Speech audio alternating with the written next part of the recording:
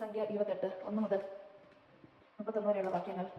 ബലികളും ഉത്സവങ്ങളും കർത്താവ് മോശയോട് അരുളിച്ചെയ്തു, ഇസ്രായേൽ ജനത്തോട് കൽപ്പിക്കുക, എനിക്ക് ദഹനബലികളും സുരഭിതമായ ഭോജനബലികളും യഥാസമയം അർപ്പിക്കാൻ നിങ്ങൾ ശ്രദ്ധിക്കണം. നീ അവരോട് പറയണം, നിങ്ങൾ ദഹനബലിക്കായി ഒരു വയസ്സുള്ള ഊനമറ്റ 2 ആട്ടിൻകുട്ടികളെ അനുദിനം കർത്താവിന് അർപ്പിക്കണം. ഒന്നിന് രാവിലെയും മറ്റേതിനെ വൈകുന്നേരവും ബലി അർപ്പിക്കണം. കൂടാതെ ധാന്യബലിയായ ഒരു ഹിന്നിന്റെ 4 ശുദ്ധമായ എണ്ണ ചേർത്ത് ഒരു ഏഫയുടെ 10 നേരിയ മാവ് അർപ്പിക്കണം.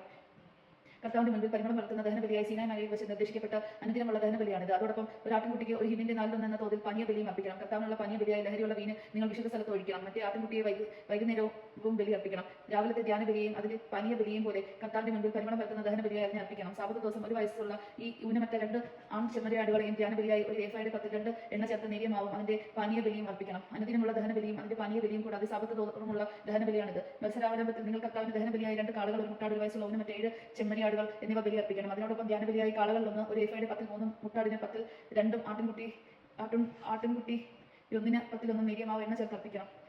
കർത്താവിന്റെ മുമ്പിൽ പരിമളം പരത്തുന്ന ദഹനബലിയാണിത്. അവരുടെ പാനീയബലി കാളയാന്ന് അര ഹീൻ, മുട്ടാടിന് മുന്നിൽ 1 ഹീൻ, ആട്ടിൻകുട്ടി 1ന് 1/4 ഹീൻ എന്ന തോതിലായിരിക്കണം.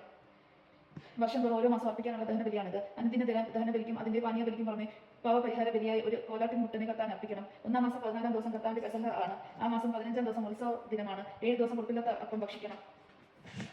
1-ാം ദിവസം വിശുദ്ധ സമ്മേളനം ഉണ്ടായിരിക്കണം. ആ ദിവസം ശ്രമകരമായ ജോലിയൊന്നും ചെയ്യരുത്. കർത്താവിന് ദഹനബലിയായി 2 കാളക്കുട്ടികളെയും ഒരു മുട്ടാടിനെയും ഒരു വയസ്സുള്ള 7 ആട്ടിൻകുട്ടികളെയും അർപ്പിക്കണം. അവ ഊനമറ്റ ആയിരിക്കണം. ഇവയുടെ ധ്യാനബലിയായി എണ്ണ ചേർത്ത നേരിയ മാവ് കാള 1ന് ഒരു ഏഫയുടെ 10 3 മുട്ടാടിന് 10 2 7 ആട്ടിൻകുട്ടികളുടെ ഓരോന്നിനും 10 എന്ന തോതിൽ അർപ്പിക്കണം. കൂടാതെ നിങ്ങൾക്ക് വേണ്ടി പരിഹാര ബലി അനുഷ്ഠിക്കുന്നതിന് ഒരു കോലാട്ടിൻ മുട്ടനെ പാവപരിഹാര ബലിയായി അർപ്പിക്കണം. പ്രഭാതത്തിലെ അനുദിന ദഹനബലിക്ക് പുറമെ ഇവയെല്ലാം നിങ്ങൾ അർപ്പിക്കണം. അതുപോലെ തന്നെ 7 ദിവസം കർത്താവിന്റെ മുൻപിൽ പരിമളം വളർത്തുന്ന ദഹനബലിയോടുകൂടെ ധ്യാനബലി അർപ്പിക്കണം. അത് അനുദിന ദഹനബലിയും അതിന്റെ പാനീയബലിക്കും പുറമെയാണ്. 7-ാം ദിവസം വിശുദ്ധ സമ്മേളനം ഉണ്ടായിരിക്കണം. അന്ന് ശ്രമകരമായ ജോലിയൊന്നും ചെയ്യരുത്.